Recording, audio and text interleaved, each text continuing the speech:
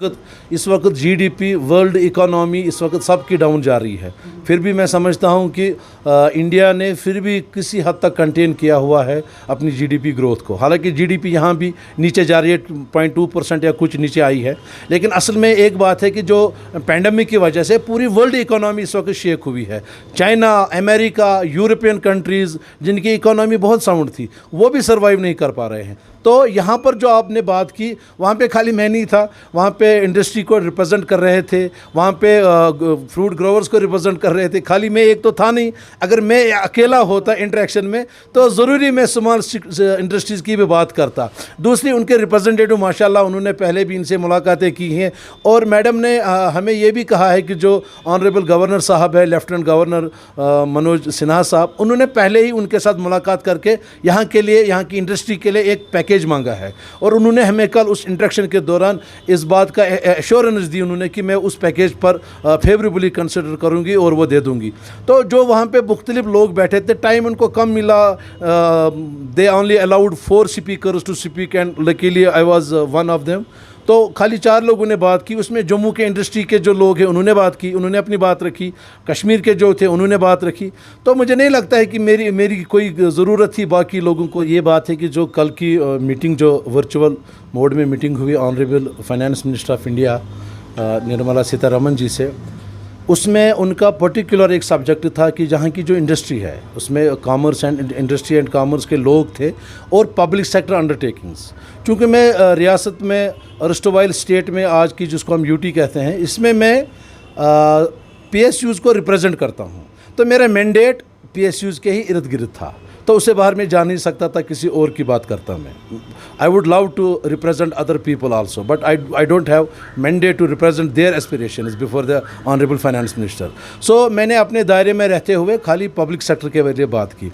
Actually meeting का main जो focus था वो इंडस्ट्री की ग्रोथ थी, यहाँ की इकोनॉमी में कैसे बूस्ट अप हो सकता है, एम्प्लॉयमेंट जनरेशन कैसे होगी। तो मैंने ऑनरेबल फाइनेंस मिनिस्टर की नोटिस में लाया कि यहाँ पे जो किसी भी रियासत में इकोनॉमी की बैकबोन जो है वो पब्लिक ट्रांसपोर्ट होती है। देखिए, आप कोई कारखानादार हो, कोई एजेंसी हो, कोई डिपार्टमेंट हो, कोई दुकानदार, जब तक आपको ट्रांसपोर्ट फैसिलिटी अवेलेबल नहीं है, चाहे माल ढोने के लिए, चाहे एक जगह से दूसरी जगह जाने के लिए, आपकी इकोनॉमी कभी तरक्की नहीं कर सकती। इसी तरह इलेक्ट्रिसिटी का इसमें रोल है, अच्छे रोड होने का रोल है। उसके बाद में गवर्नमेंट की पॉलिसीज़, चाहे टैक्सेशन की पॉलिसी हो, चाहे किसी और चीज़ की हो, तो ये सारी चीज़ें मिलकर इकोनॉमी को बूस्टअप करती है। तो मैंने जो कल ऑनरेबल फाइनेंस मिनिस्टर के सामने बात रखी, एक तो मैंने एसआरटीसी की बात की कि ये एसआरटीसी इस वक्त कैसे खस्ता हालत में है, तो इसमें कम से कम 1500 बसों की ज़रूरत है।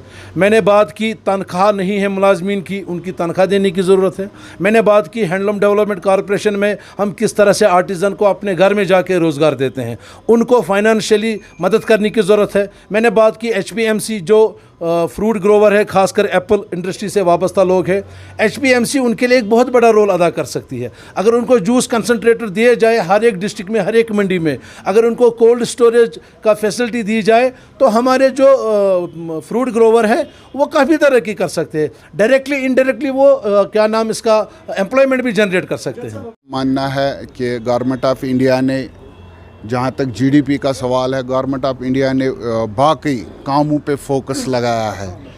ये उनको चाहिए था कि जीडीपी पे फोकस लगाना, लेकिन बदकिस्मती है उन्होंने बाकी कामों पे फोकस लगाया है, जब तक यह जीडीपी इस वक्त -24 हो गया। ये बहुत एक बड़ी बदकिस्मती है हमारे लिए। इसका इम्पैक्ट मुझे लगता है पूरे हिंदुस्तान पे, तो साथ साथ हम तो ऑलरेडी ही है, पूरे हिंदुस्तान में इसका इम्पैक्ट पड़ने वाला है, लेकिन कश्मीर में इसका ज़्यादा असर दिखा जाएगा। देखिए, जो कल ये मीटिंग हो गई है चैम्बर्स के साथ, लेकिन बदकिस्मती है जेएंड के कंट्रैक्टर्स कोऑर्डिनेशन कमेटी भी एक सेक्शन है, उनको भी अगर फाइनेंस मिनिस्टर ऑफ इंडिया ने उनको मीटिंग में लिया था, हमें भी होना चाहिए था, क्योंकि हमारी भी एक ह्यूज लायबिलिटी है 2014 से, जो कि तकरीबन 1024 करोड़ है।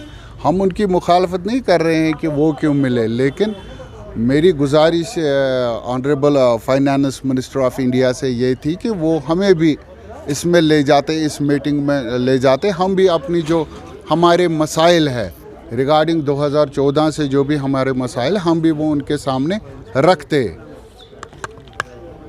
और यही मसला है कि वो मुझे नहीं लगता है कि जो भी यहाँ के लोग हैं सभी लोगों को उन्होंने ऑन बोर्ड लिया हुआ है। ये मेरा मसला, ये मेरा मानना है। जहाँ तक हमारा इस वक्त सवाल है तो हम किस परेशानी में, कंट्रैक्टर फैटर्निटी किस परेशानी हाल में इस वक्त परेशान हैं। हमारी फैमिलीज़ है, हमारे ठेकेदारों के पास स्कूल का बच्चों का फ़ीस नहीं है।